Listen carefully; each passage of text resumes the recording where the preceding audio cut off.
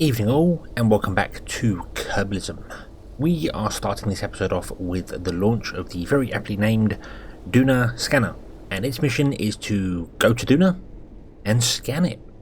It's the first craft we have that can do the orbital survey. It's got the survey scanner M700 on it, so it can do all the things it needs to do for that. It's got lots of probes with all different things on it to basically just give us all the data we can get, like we've been doing to the Mimbus and the Moon and our failed Elu probe. But this one has enough Delta V to get there, providing the engines don't explode on me or anything goes wrong. So let's get up into orbit and take it from there. And here we are in orbit with our thing deployed, and we are currently running Beep, which I don't know what that is. Must be in a stable polar orbit between 60 and 100 and 1,500 kilometers. Okay. So Beep is running, but apparently it isn't doing anything. Apparently Beep's going to take 1 year, 266 days, and it's going to give us 15 times. I feel as if that's wrong.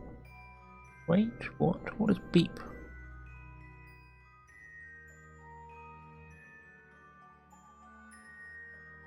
No? That's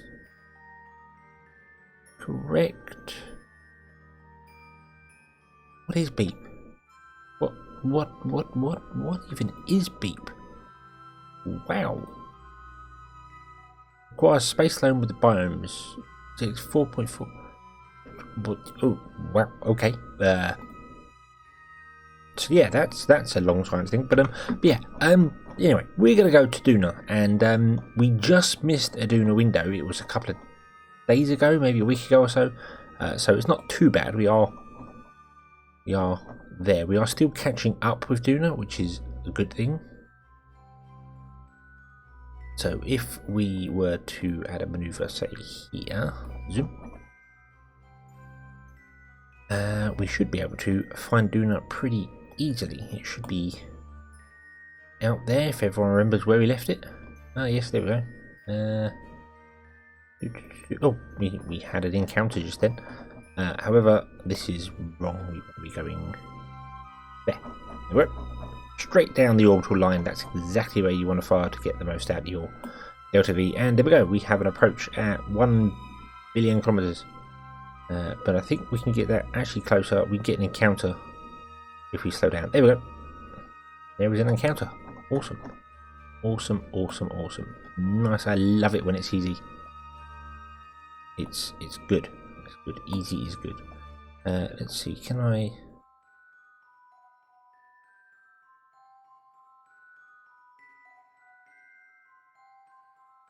Now, the greatest irony about this is that trying to get a little bit closer there. I'm sure we could do that further. Yeah, in fact, you know what? I know full well we can do that further out. Let's cancel that and put another one in, because I don't really want to be using 1,000 meters a second to do that when I think I can do it for less. Oh, let's try and get our orbit lined up. We want to have like that, so our orbit, our trajectory comes out in line with the planet's orbit around the sun. That gives you the most oomph. Then go out until you get an encounter, which will be about sort of there, and then go and double check the line again because the line's way off. So that would actually be wasting Delta V. Want to get as much as you can from gravity. Gravity is very, very nice most of the time. Basically, the periapsis on your orbit wants to come down to pretty much where the planet is, and that should be good. But yeah, gravity is a fantastic thing when it's not trying to kill you, which unfortunately is a lot of times. It does try to kill you an awful lot.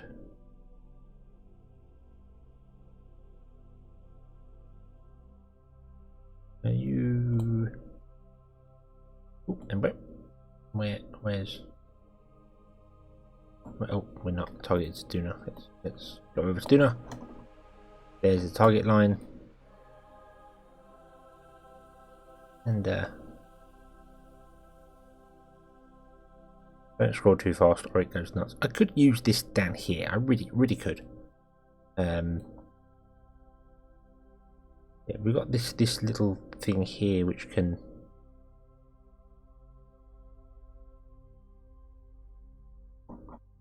change things for you, and that was wow. That was it's just like dragging on the actual maneuver node. It's just as twitchy, which I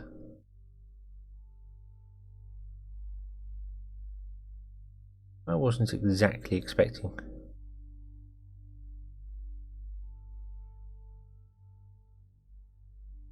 Yeah, that's really. We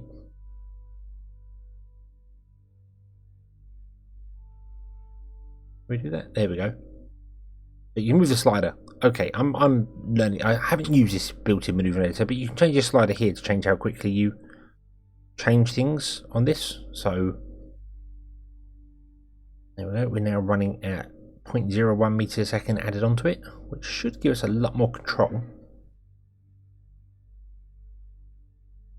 And hopefully we'll get our encounter with Duna. Now, there it is. Missed it. Zoom in.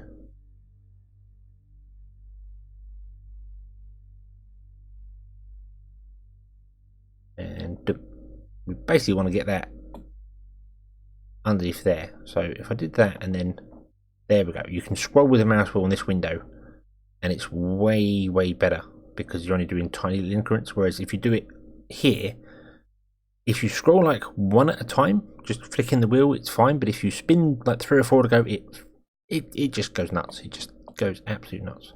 Yeah, so that's miles away, but that's fine. That's not a problem.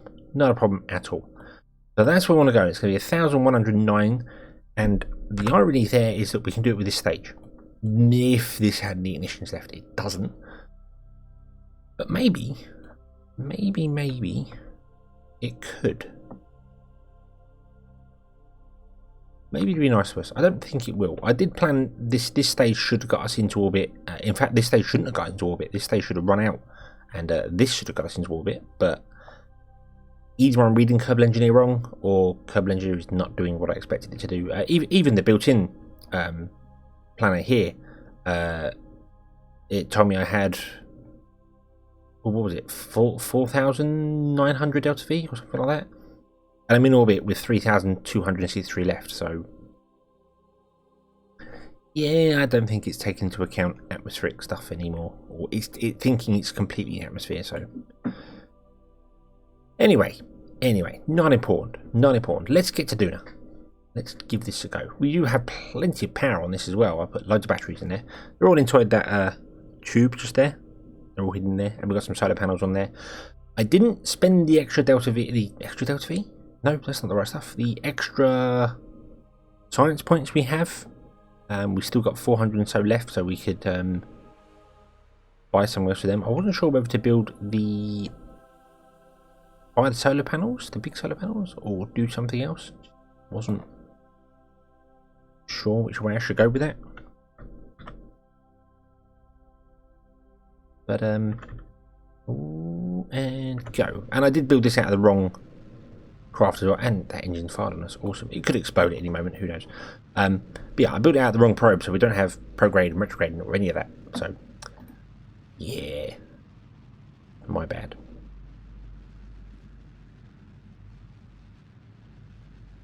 Okay, right, I do love that plume coming out of there. That is awesome. So why don't we stay like this? I should be able to now slow down the engine all the way. Go back to the map, which should take us back to Duna. Have a look at where this encounter is going to be.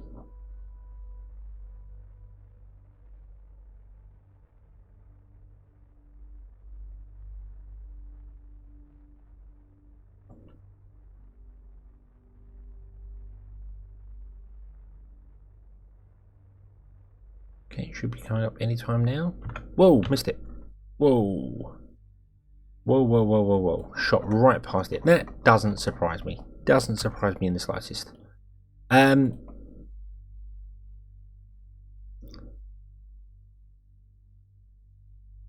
Should have probably dropped that down even further. Maybe even put ICS on this. Meh. Who knows? Who knows? Let's go back to the craft, however. Let's see, how long before we get back into the sun? Because we need to do that. Let's go out to the probe's orbit.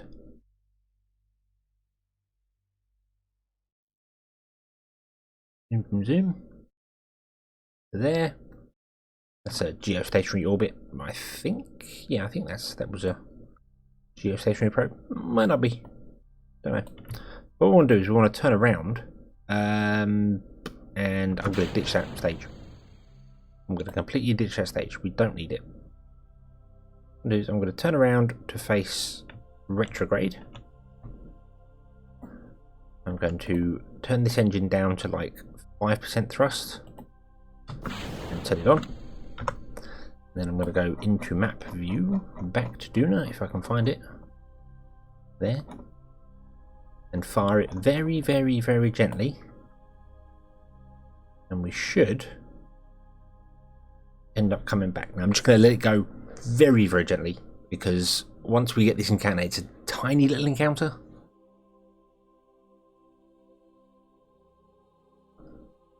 So, yeah.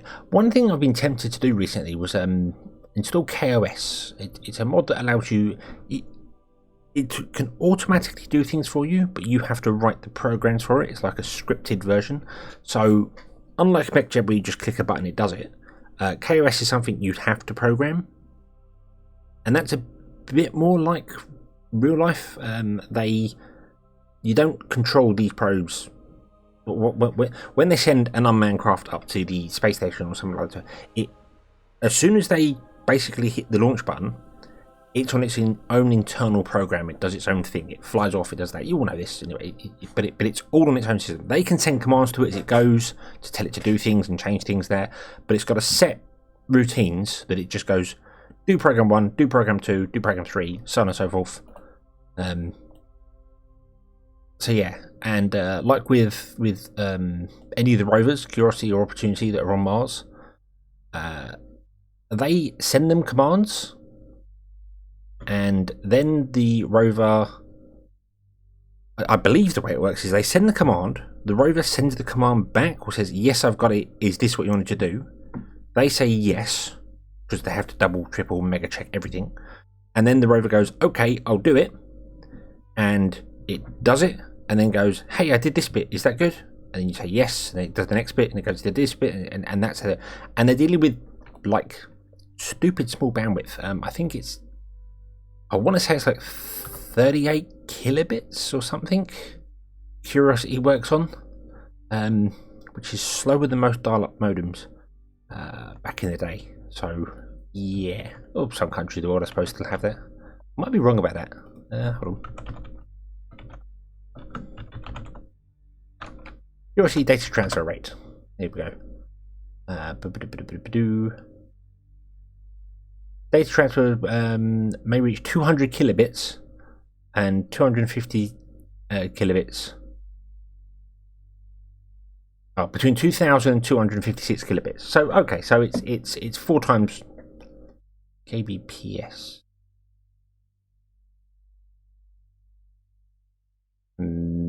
Yeah, it's 4 times what a dial-up modem was. Maybe it was Opportunity. One of the rovers was working on like 30 kilobits or something, and it was amazing the stuff they could send to it. Plus, you can remember, Curiosity's got a very, very tiny memory when you think about it on the grand scale of things. Your mobile phone is actually probably more powerful than the computers that's on the Curiosity, because they can't send that much stuff out there because weight and heat, and the more complex something is, the easier it is to break. Kerbalism taught me that. The more complex something is, the easier it is to break. Anyway, I'm getting completely off subject here. So this is going to go to Duna and have fun. I'll put the throttle back up to 50%.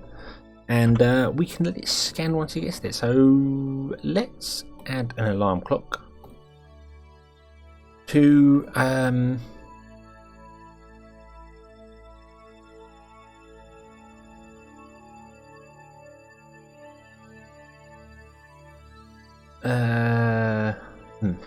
that's not what I want. I want Maybe we want to do a maneuver node. I don't know.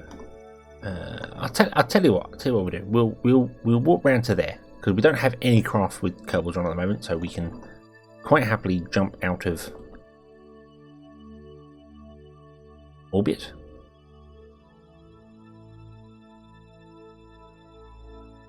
Not orbit. Sphere of influence. That's the word. We're already out of orbit. Here we go. We'll jump round to change in SOI. Go, go, go, go. Thank you. There we go. Right, and now we've changed there. We can add this to change of SOI. There we go. No SOI point found on current plan. Should be. You should be meeting Duna. You are apparently not meeting Duna. You're 57 kilometers away from Duna. This concerns me.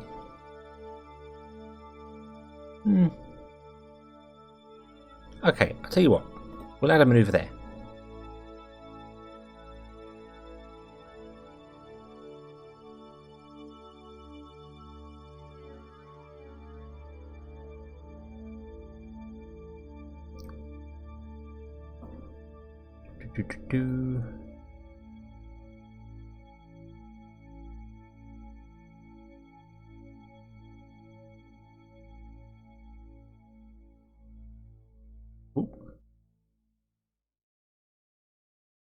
Oh, that's a really, really close maneuver, isn't it?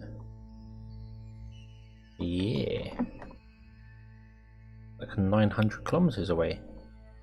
880, 870, 860, there we go.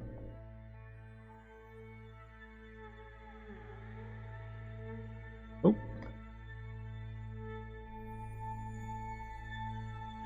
So we want to be about, let's go to 100k, shall we? Boom. Is that pretty much, that's pretty much directly underneath Duna. There we go. Awesome. So that's what we want to do. And then we'll get to 100k and we'll orbit, we'll get orbital there. And that can do all the bits and pieces. So we'll add that maneuver and we'll give ourselves 10 minutes. No, 10 minutes. There we go. That's in 85 days. Awesome. Right. So we have that going, doing its thing. Wonder why it fell out of orbit with where it was, but yeah. Okay, turn off the SAS, doesn't need that. It's probably doing invalid situations, unmet requirements. Okay, so yeah, it's not doing a great deal at the moment, but oh well. Right. So, what else could we do? I suppose, realistically, we could go to the moon? Because we went to Moonmus and got everything there. Couldn't we do the same with the moon? So if we went surface samples...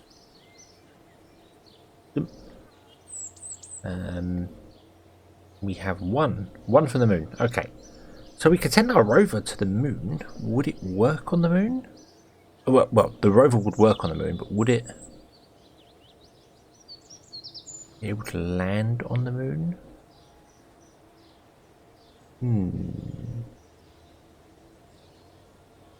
We do have some new things to do around Kerbin as well. We've got the atmospheric data we've unlocked. Not that craft there. Let's bump you, science. You. I have one of you. What do you do now? Now this is all atmospheric stuff, so I didn't even bother looking for Duna. So we can put atmospheric science, underwater science, and atmospheric harvester. So the harvester is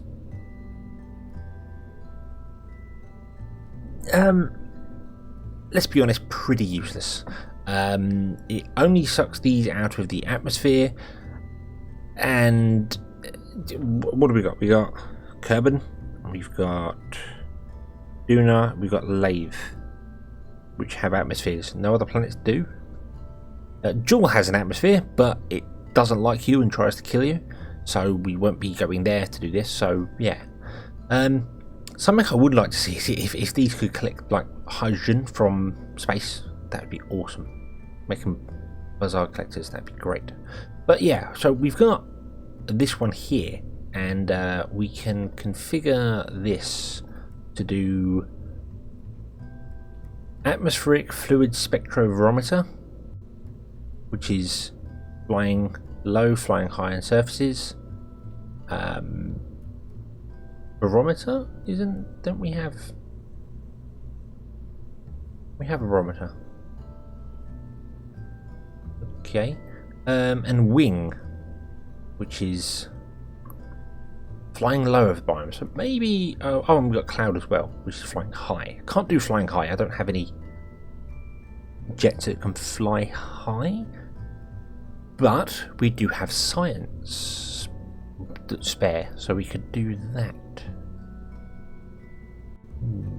Maybe. None of these require landed, do they? Although I am kind of tempted to do underwater science because I don't really go underwater.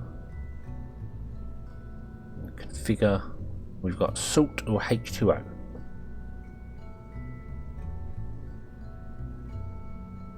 Splashed biomes. And salt is splashed biome. Maximum altitude is minus 100 meters, so we definitely have to go build a submarine. I've never really built submarines. I don't know how. I suppose build something heavy and just drive it down into water. I've never done submarines. Shall we build a submarine? I've never done that. I've never built submarines. So let's go to the spaceplate hangar, because this seems to make more sense. So we want something to go underwater. What if we started with that? And put a lander cam behind it.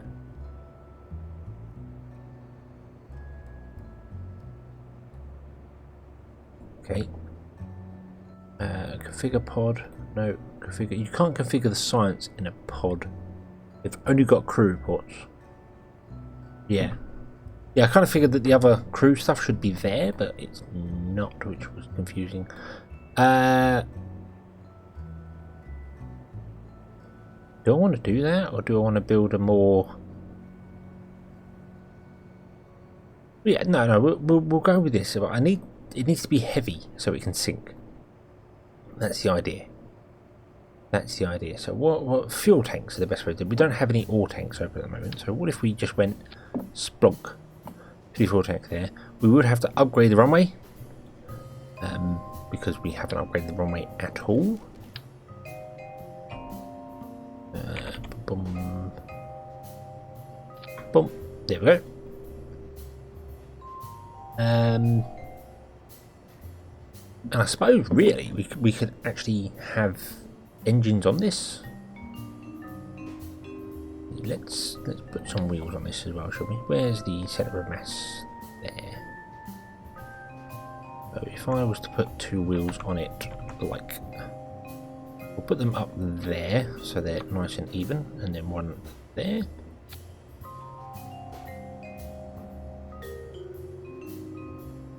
Thinking as that. Yeah, so if we make that the more that tank uses up first, then it will move forward. Is probably what we want. And I probably want to also move these wheels forward. So move them down. They go a bit floaty, which is a bit weird. And move them forward onto the joint. There we go. That one down. Boom. There we go. Okay, so that will drive. That will drive. I am going to do my little just flick them in, holding shift.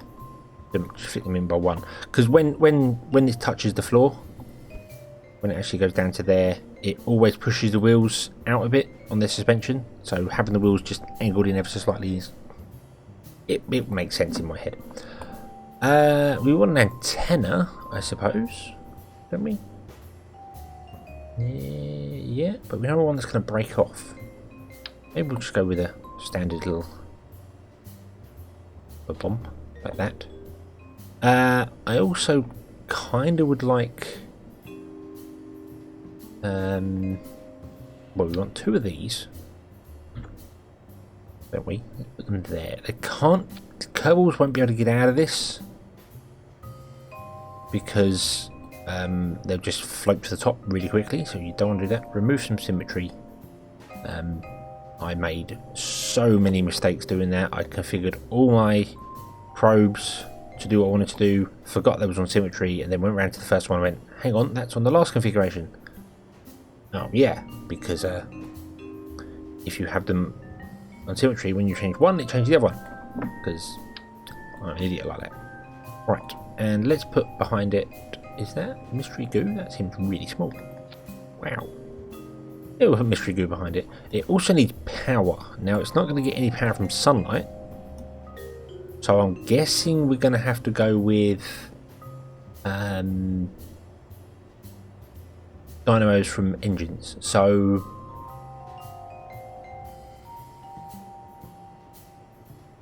we've got loads of rocket fuel. What if we went with that? Got an alternator? It does not. No, it doesn't. You have an alternator. Oh, we've got the skiff. The skiff is humongous. Actually, that's not going to work. I want something small like that. The other thing we've got as well, which I completely forgot about, is we've got all these robotic parts. So maybe even like a helicopter piece to. I'd like to play with these. I want to build I saw KSP on their Facebook page. Actually, they have a spider walking around, which I just thought was awesome. Okay, so now that's going to push down and do whatever we need. It's awesome. Okay, turn the crew report on as well. Turn up that just in case we need it. Door one on the bottom just in case, so we can lift off. I think I probably do. Is Jeb going to come along for this one? No, Jeb's not. No. We're going to send Lenwig. And that's it. I really think we only need... Yeah, we only need one Kerbal. So what if we were to do this instead? And remove that. We don't need 2 Kerbals for this. We just need the one.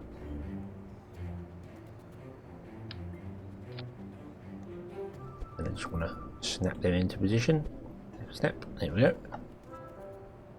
Awesome. Right.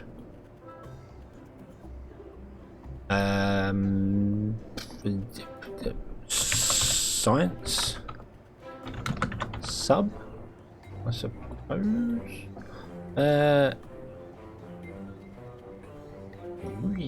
Really want to put another one on the bottom. I'm going to put another one of them on the bottom as well. So we'll have one there, then we'll snap it. Bump. Also, what other versions have you got? And then we'll copy it and put it underneath as well. So you need to put there. Now the problem to that is that I don't know if it's actually going to clear the ground. I'm going to have some way of swapping them around. Back a bit. We'll center you both up on the center of mass as is, and then yeah, well, it will move forward, but that'll be fine. It won't matter, will it? I've completely changed my mind on that. If we do that, then the center tank will empty first, and then that tank will be the last one to balance out the fuel. That makes sense? Yeah, there you go. Look at that. Look, the fuel roughly balances. So awesome. Okay, so we use up that tank. Then when it's empty, we'll come back up again. Okay. I think we're good. We don't have much electric charge. That's fine though, because we have these engines for electric charge. Let's go to... Oh, we don't have... Okay, let's save and leave.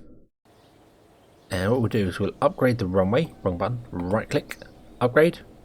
Boom. And we'll also upgrade the spaceplane hangar. Boom. So we get basic action groups. Awesome. So now we should have action groups there. Awesome. And what I want to do is I want to say if I push button 1, I want that one. Oh, I can't say activate. Oh no. Well, that's access groups. Sorry, wrong button. So that one. So if I push the top one, I want that one to shut down and that one to activate. And if I push button 2, I want that one to activate and that one to shut down. So 1 for up, 2 for down. Nice and easy. I think that'll do. We'll be running that engine most of the time. Let's make it high quality. It's only got 23 minutes though. I'm going to put a couple of solar panels on this. Back there. You know, I don't know if solar panels work underwater. I have absolutely no idea. We will find out. I don't think they do. But we'll find out. So, let's go.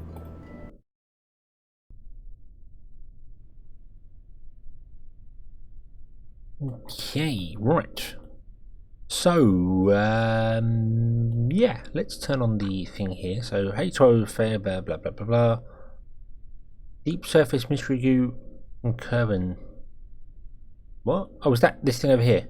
Probably, yeah. Let's turn on one of our mystery goos.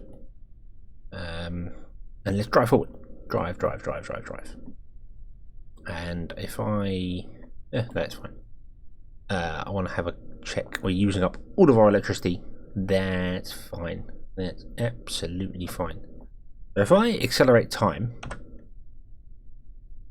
you're okay. Okay, so it's just on Minmus that these wheels bounce and do nutty things. So, okay, that's fine. So,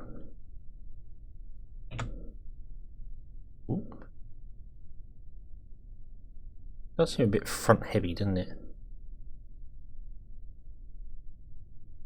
Definitely wobbling.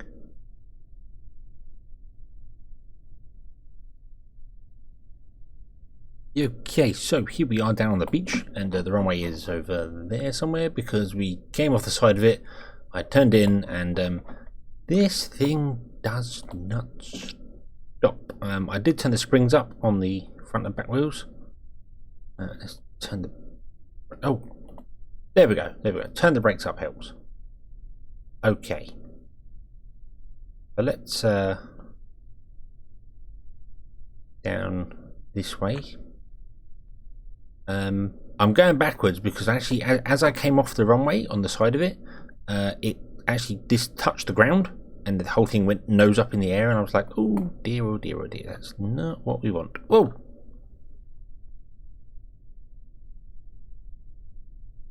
Maybe 100 brakes is the better way to go there. Yeah. Can we even get back up? I don't.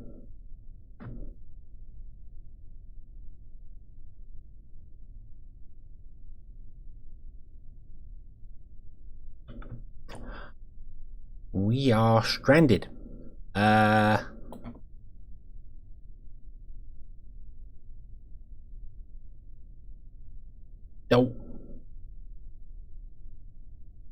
Okay, so we're gonna have to go for a Mark II of this because I can't I can't roll. I can't do anything. I'm stuck. I'm stuck. Yeah, we're going to have to go for Mark 2 of this with... maybe we'll stick some decent reaction wheels in between. That would probably make sense. And move them wheels forward so the front doesn't touch the ground, because I'm really worried about that blowing up.